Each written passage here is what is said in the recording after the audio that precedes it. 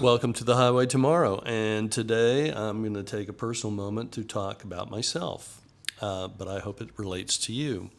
And it's sort of about aging and fitness and facing the world and trying to get in shape to some degree.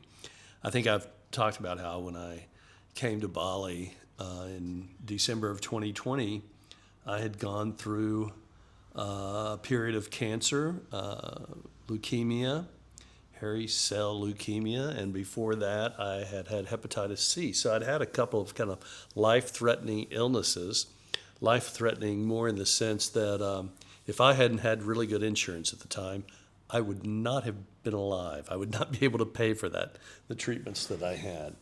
I was incredibly lucky to be working at a casino that gave us really good health care. The cost of these treatments were way beyond what I could afford, and I would have been forced to sell my house, my home, or as many of you may know, hospitals now have real estate companies that will confiscate your property, put a lien on it, if you can't afford to pay your medical bills. The U.S. is a terrible place for health care. There's no question about it. I've been in many countries around the world, had procedures done, and I have never been disappointed where I've been, nor has the cost drained my wallet. So anyway, that's kind of the first thing. Let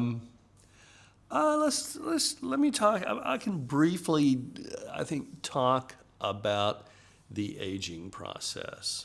I think there are mainly three things that affect aging, probably more, but these are the three I'm thinking of. One is the just natural degradation of the body, the fact that we're all subject to the laws of entropy. And when you're in your 30s and in your 20s, if you're not in any physical pain or suffering, you just don't think it's ever going to happen. And I see fitness influencers posting every day this subconsciously or undercut of their discussion, this sort of idea of immortality, that I'm always going to be in good health and fit, and that if I keep working out, it'll be great. And that's not the case. Unfortunately, there will come a time in your life where you will start to feel the effects of aging. I was pretty lucky, I think. I think I was like well into my 60s. But I remember waking up one morning and it felt like a switch had been flipped off. Like maybe the switch of vitality, the switch of the juices of youth. And it was very noticeable, very distinctive. And I feel like in the past 4 years, I've been essentially running a race against the angel of death. And I know he is going to win at some point, but in the meantime, I want it to be a long marathon. The second aspect about aging is what I want to call accidents. And I'm actually going to include in this illnesses because most illnesses come about unexpected. But for accidents, I think the main one would be falling down. Old people are really worried about falling down and breaking their hip.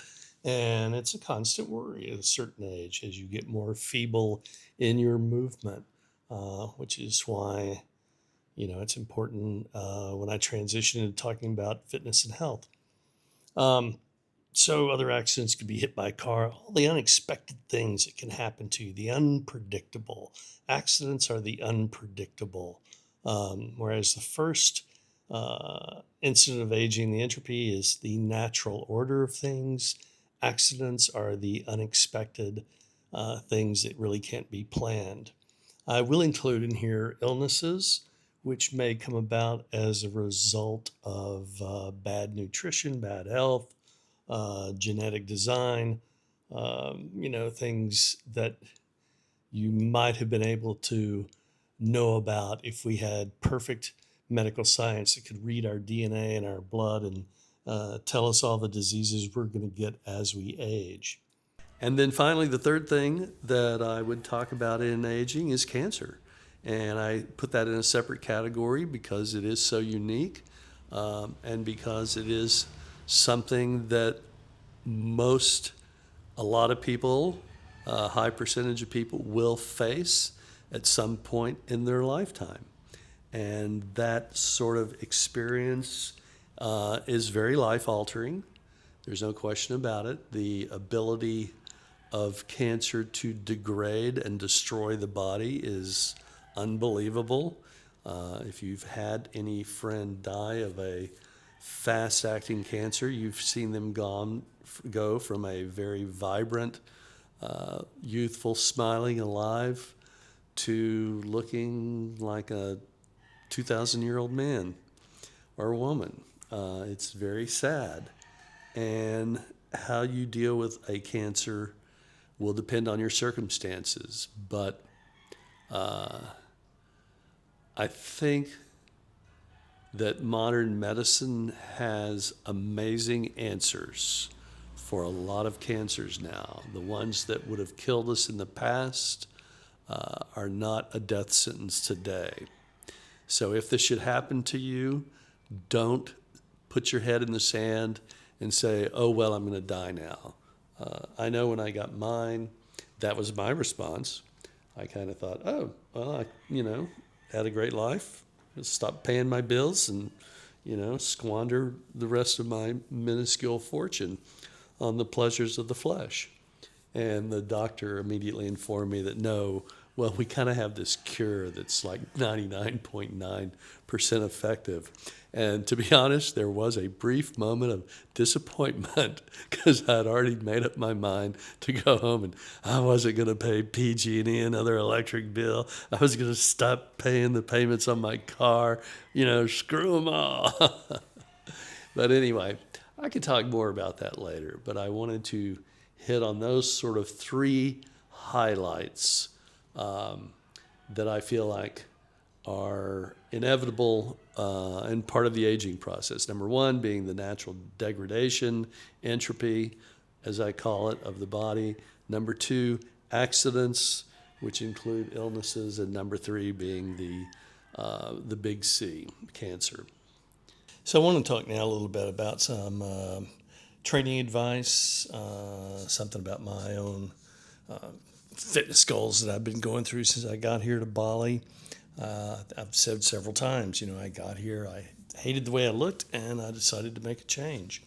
First time I went to the gym, I was exhausted after 10 minutes, so I decided to go twice a day, and that's been now nearly 4 years. And I feel like I've made some really great progress and some great changes. In fact, probably more progress than I've ever made in my life.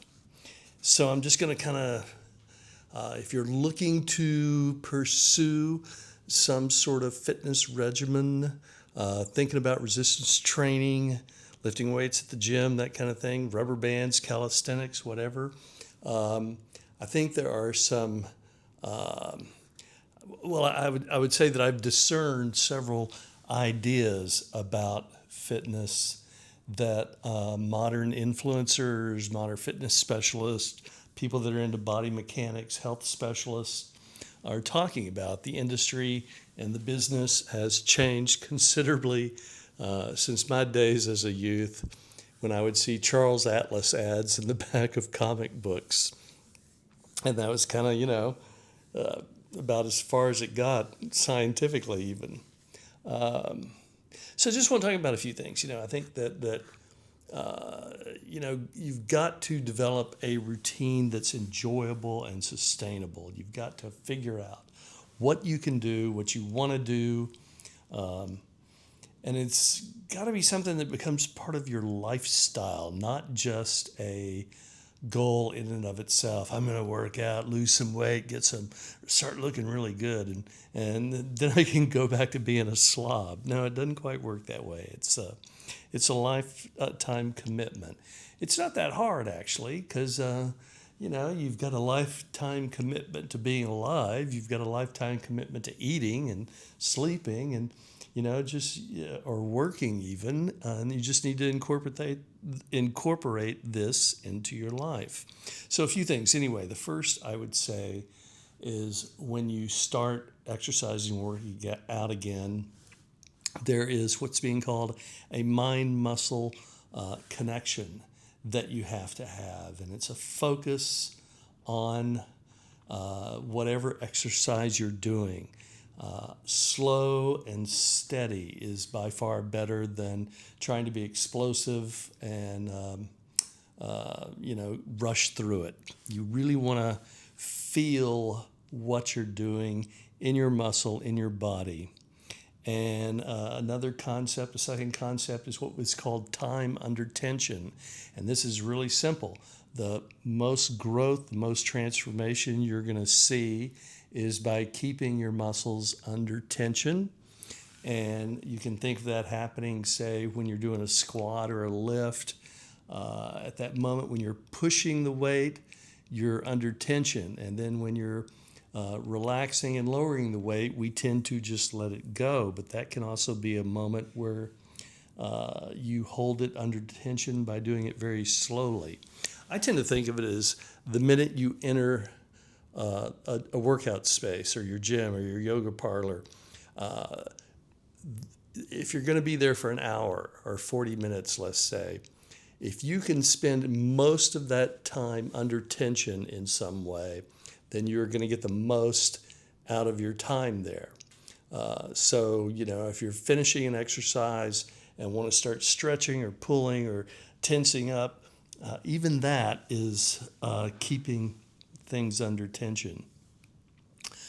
You need to have a program. You need to record your program, the exercises you're doing, the order of the exercises, the volume, the number of reps, the number of sets, the rep range, so that you can track previous performance and see how you're progressing.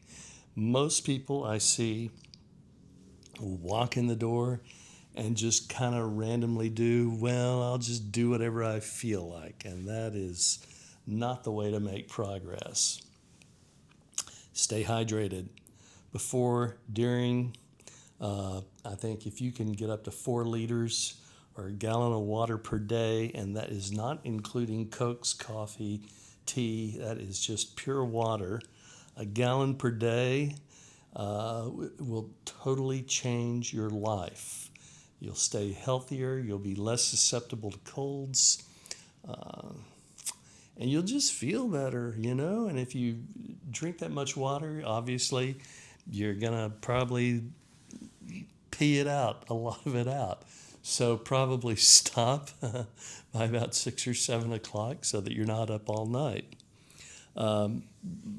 Anybody in the industry would tell you that diet is probably 90% of fitness, and exercise is a much smaller percentage.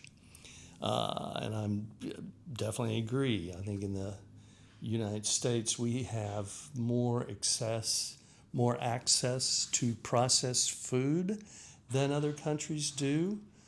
Certainly I know here living in Southeast Asia, I seem to eat a lot of fruits and vegetables, and just the kind of processed foods I see in America, I don't see here. We have junk food, don't get me wrong, but you kind of got to go out of your way to get it. I know that corn syrup is used in a lot of American foods now. So getting your diet back on a more natural path is definitely part of getting in shape again.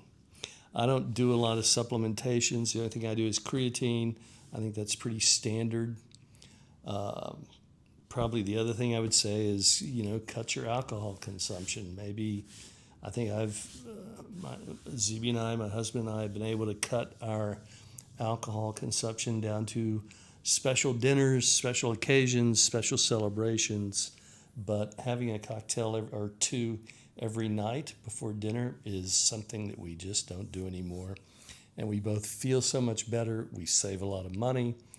You lose weight. It's kind of amazing if you can start to cut back on the alcohol. I'm going to talk about strategies for all this a little bit later.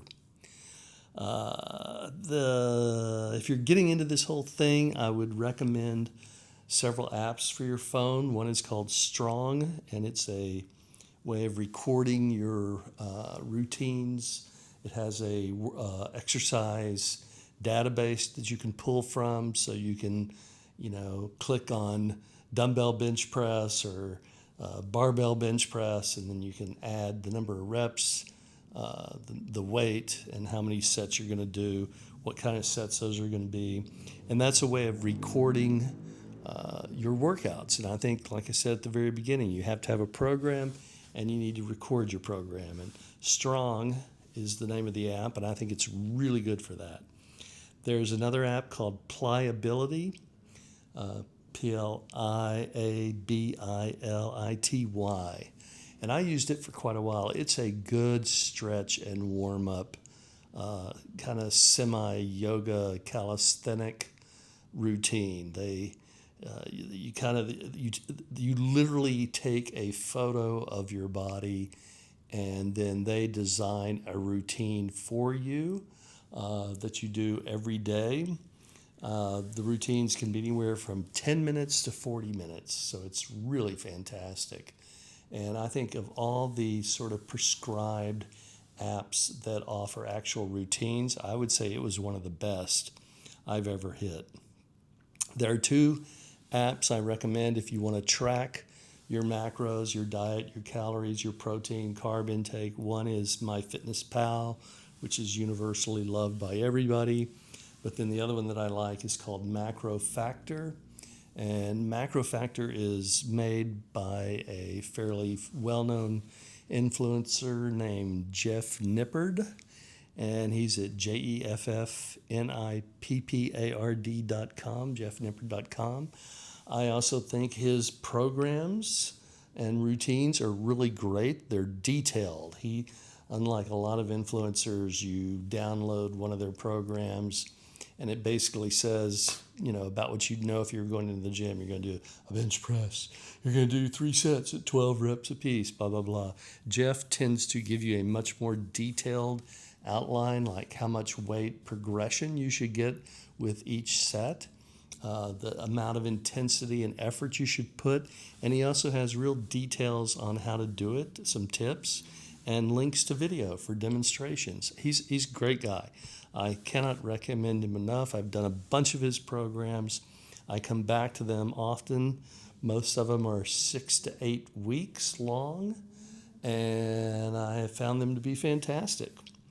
And then finally, if you're just getting back into this, the number one thing I would say is put down your phone.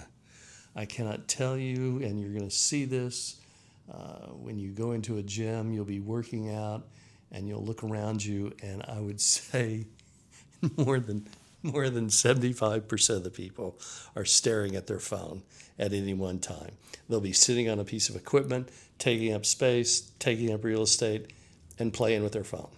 And then there's the other people who are constantly taking pictures of themselves, video selfies of themselves working out, and so if you use your phone, use it to record your work. Do not use it for entertainment. If you've got some business you need to attend to, do it before you come to the gym. Don't come to the gym and start doing your business. Don't come to your gym and start scrolling through TikTok. Stay off your phone. Stop playing with your phone. Get there and work out. And finally, I want to kind of combine the two, the discussion about aging and the discussion about fitness, and talk to my crowd, the older crowd. Because whether you're new to this or you're coming back to this or you've had a routine and you're looking to improve what's going on, I think all these kind of come together at a certain point. And I said you need to find a way to make it entertaining, to make it enjoyable. When you get up in the morning, it should not be, the last thing on your mind that, oh God, I have to go to the gym. It should be, I can't wait to go to the gym. I want to go work out. I want to go to yoga. I want to go to Pilates. I want to do this. And hopefully the benefits of doing those routines will drive you forward and make you want to do it even more. I would highly recommend that you microdose your life. Take things, if you're starting out, take things slowly, make small changes over time. You can even do that throughout the day. You want to make, whether it's yoga, Pilates, or a workout, you want to make it obvious that it's going to happen. It needs to be attractive that it's going to happen. Here in Bali, I know we have found a yoga place we go to that's in a fantastic small building high up on a hill overlooking all of Ubud and surrounded by glass windows and walls. And it's every time I go there, I think, oh, I could live in this room. I could totally live in this room. It's really great. So find a way to make it attractive to you to do it. Hopefully that will make it easy and it will make it satisfying. I think those are your goals that you want to have happen as you begin changing your life. A few more little tips I would give to older people is that you need to try out some things that you did in your youth as a child that you're not doing anymore. And that's like calisthenics, jumping rope. If you can handle that, that would be great. But I think more importantly is getting down on the floor, sitting down on the floor, just the act of getting down on the floor and getting up from the floor for older people, people my age, my decades or more. We don't get down on the floor anymore. We don't lay in the grass. We don't get up from laying in the grass. And just doing that little act. If you're sitting watching TV, sit on the floor and watch the TV, Sit on the floor, watch TV, and then, get up, change positions, twist around. I think by sitting on the floor, you're more likely to even, maybe do some stretching and bending while you're watching Yellowstone. Needless to say, if you can do walking, running, sprinting, all of those are really great exercises. The whole walking, 30,000 steps, you've heard it. If you can't do 30,000, just walk as much as you can. You're playing a long game here. I like to say that that older trainees like myself, we have a lot of time behind us, a lot more time behind us than we do have in front of us. And so we need to really take that knowledge and wisdom of our past and push us into the future in a way that we haven't done before. It's easy to sort of just let things happen casually, but at this point, I think in my life, maybe in yours too, you want to be more determined with where you're going, what you're aiming for, what you're trying to be, who you want to become. Play the long game and watch the slow burn of continued progress. Thank you, and I hope you enjoy the highway tomorrow. Highway tomorrow.